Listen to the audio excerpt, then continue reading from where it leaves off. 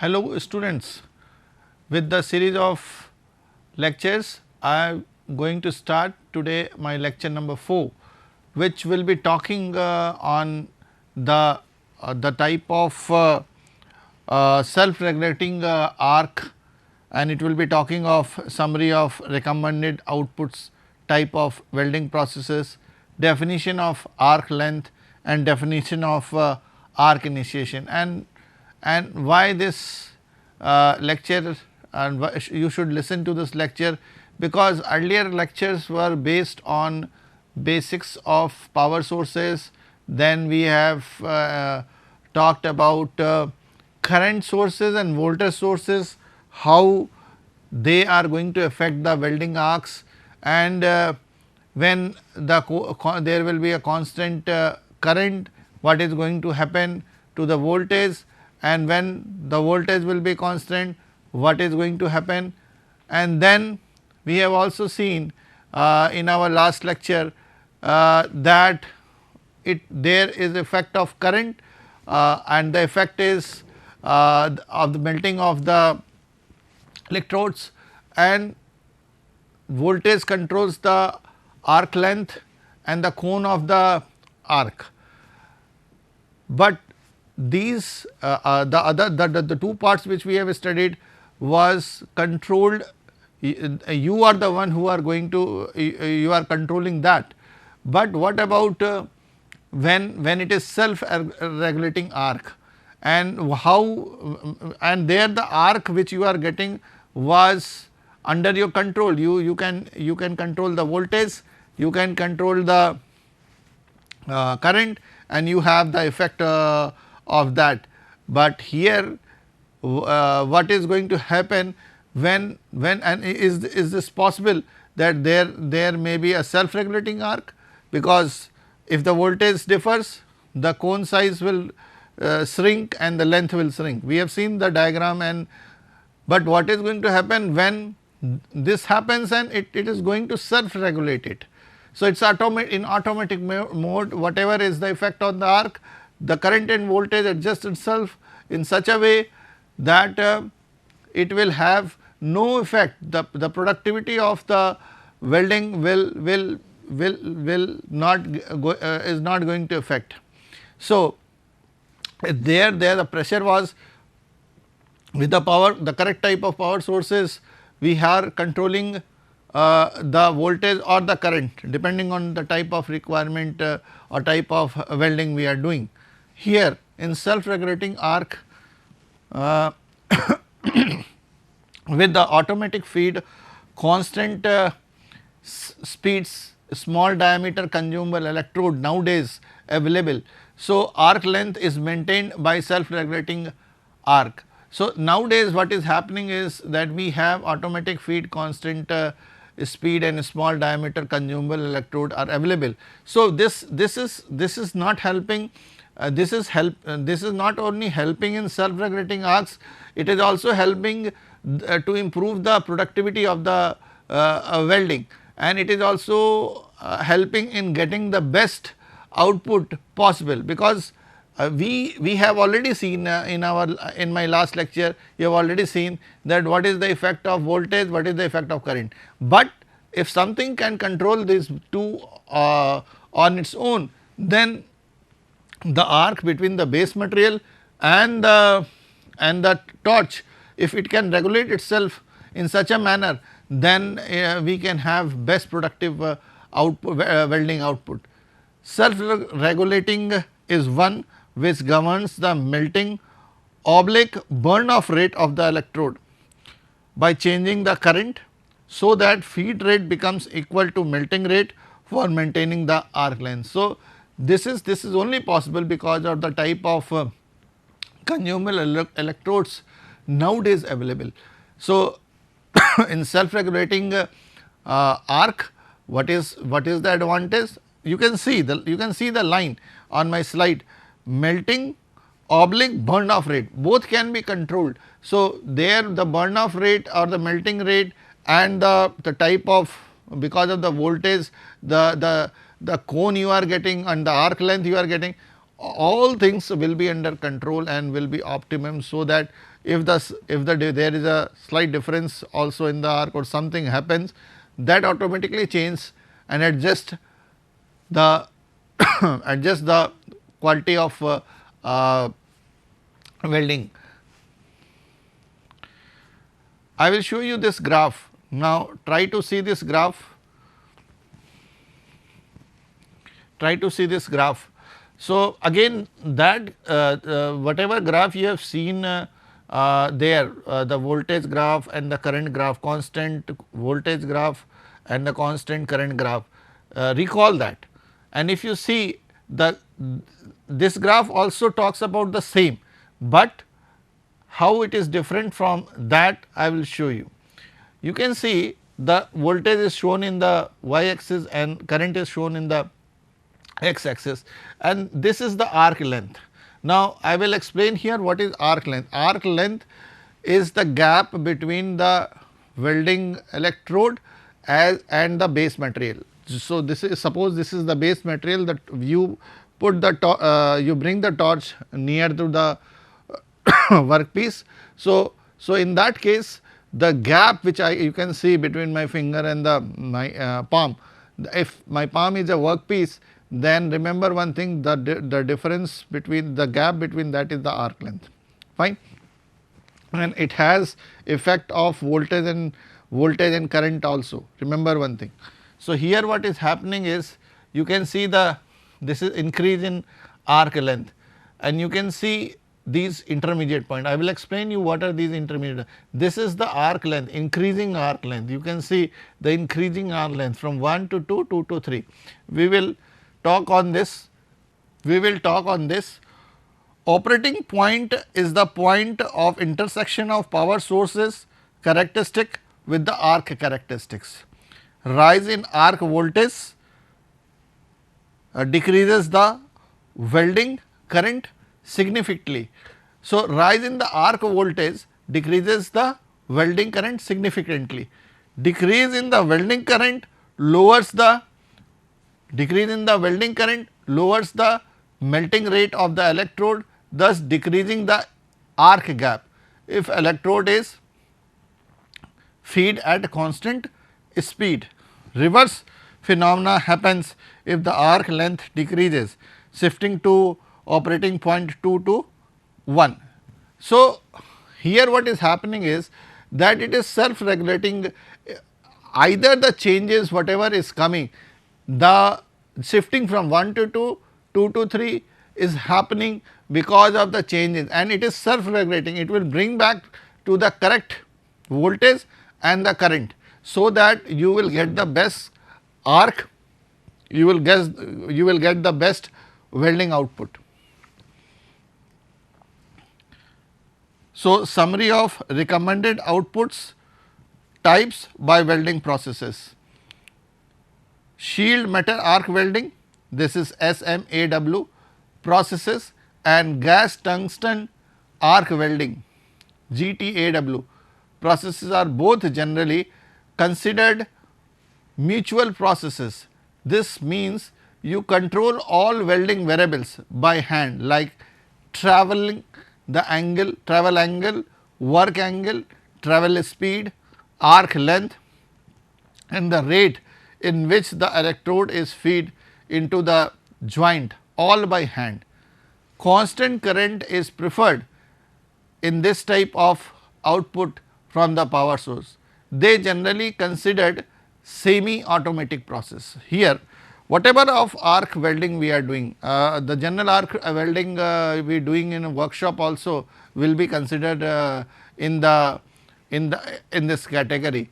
So, shielded metal arc welding and tungsten arc welding comes under constant current type of output power sources. So, it is a automatic process. Here I will like to tell you that this type of welding is always done in a semi automatic mode. You can take these parameters in your hand and you can do on your own. You can change these parameters like travel speed, arc length because it is in your hand, you can change slightly. So, this type of welding comes under constant current. However, the rate in which the electrode is fed into the joint, known as wire feed speed WFS, is controlled automatically with constant speed wire feeder, such as with the GMAW, that is gas metal arc welding processes. This is a semi automatic process and constant voltage is preferred here. So, remember one thing, whether it is constant current or constant voltage depends. If it is self regulating, then it depends on whatever type it is going to adjust itself, which I have shown in the first slide, itself according to the requirements, according to the changes happening. When you do by hand also, if you change the arc length, it will regulate the consumable electrode will regulate itself. So, summary of recommended outputs, type of welding, these are some of the welding outputs you can see. Output type like Summers SMAW, GTAW, GMAW, FCAW, SAW. So, what type of output types are? When you go in the industry, you will find that on the walls, if you are using the welding machine there. So, any welding machines you are using, it will be there on the shop floor. So, CC is current, constant current, GTAW is constant current, GMAW is constant voltage, GMAW is constant voltage, FCAW is constant voltage, SAW is constant voltage or constant current supply. So, this gives you because you are now going towards advanced welding processes from the basic processes. So, these welding you will come across in my other coming lectures, where you are going to understand the mechanism, how this and working principle application of these welding. So, there you should be very clear that what type of output type it is. It is constant current output or it is constant voltage output. Now, we will take some of the important definitions which you must know before coming to the actual welding processes. The first one in this row is definition of arc length. Arc length is called as arc gap. I have already shown you, if my palm is a workpiece, and this is the welding torch or the electrode is attached with it. So, the gap you can see between my finger and the palm is the arc gap, and this is what that gap is called as arc length. It is the distance between the part that has to be welded and the electrode tip.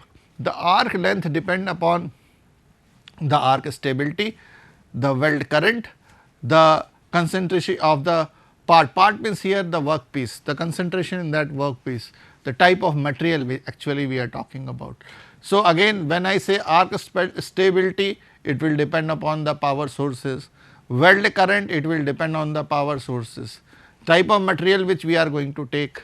So, these arc length or the arc gap have a very vital role in getting the best quality of welding.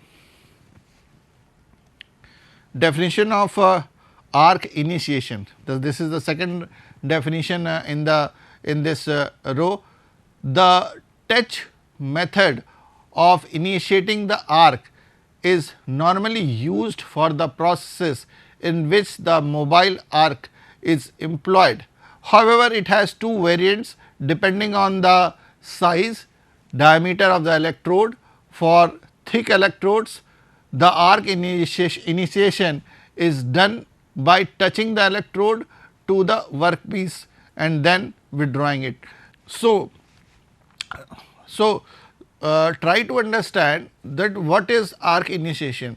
Whenever you start start working on a base material or the job or the workpiece, the arc has to be initiated, and there are two methods of arc initiation: touch start method and the field start method. I will take one by one, but basically what I try to mean from this definition is that the arc initiation is done simply. You have seen if you have done welding in the workshop, I always say that if you have worked in the workshop, you must have seen many things, and here also arc initiation you have seen. If your trainer must have shown you that the welding torch, just by touching the workpiece, he has started the process. That is what is basically arc initiation. So, there are two methods, touch start method and field start method. We will take one by one, and remember students, you have seen that process, but what is happening at that stage you must understand. You must have seen that your trainer must have touched the electrode. If my palm is the workpiece, he must you must have seen that he must have touched the workpiece, and just by touching the workpiece he must have get the arc and the welding process has started. If you yourself have done it, you must have done the same with your own hand. So, interestingly, what is happening at that point I am going to tell you today. So, see this diagram. If you see this diagram, there are two things. One is in the first diagram I have shown you a power source, a base plate. Base plate is the workpiece on which you are working, and the electrode, and because of the touching of electrode here, because of the touching of electrode, you can see, because of the touching of electrode a short circuit happens. A short circuit happens, and as a result the arc is going to generate, and this, why this arc is generating has been shown here. If you see metal vapors, ionized gases and charged particles. So, when the person has touched the base metal, this is what exactly is happening, and exactly charged particles are generating, and because of that the arc is generating. This method is used in case of all common welding processes. This is whatever welding you do, this is a common process which is touch start method is always there. This is the first very step you do in the welding, wherever you do, in respect of your geographical location, wherever you do. In this method, the electrode is brought in contact with the workpiece and then pulled apart to create a very small gap. The electrode is brought to the workpiece and with the workpiece and then pulled apart to create a very small gap, arc gap.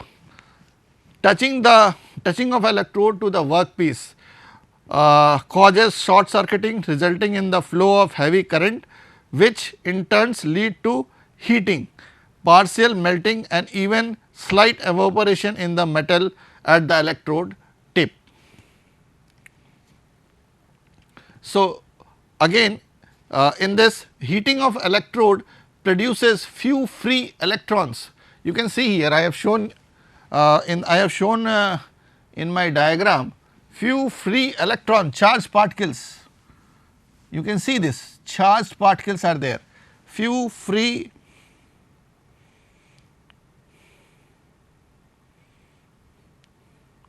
heating of electrode produces few free electrons due to thermal ionization.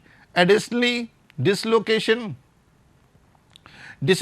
of metal vapors also produces charged particles, electron and positively charged ions, and this is the cause of arc, because the person who is touching it and just pulling back creating that arc, and after that what is happening, the ionization the electrons are coming on the surface, and because of that the arc is creating.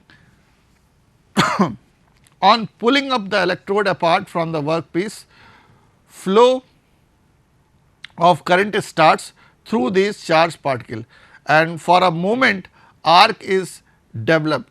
To use the heat of electric arc for welding purpose, it is necessary that after initiation of arc it must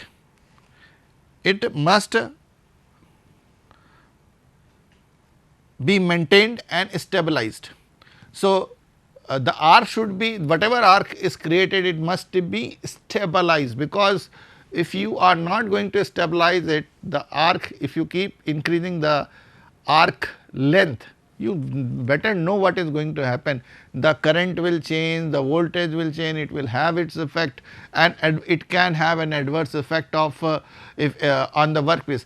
Remember, your trainer must have told you to move the torch in a zigzag fashion on the workpiece. The basic guidelines every trainer gives whenever you have done the welding in workshop, your in the lab, you must have been given one instruction by your trainer: bring the torch near to the workpiece, get the arc as I have told you, and then move in a zigzag fashion by controlling the arc gap. Do not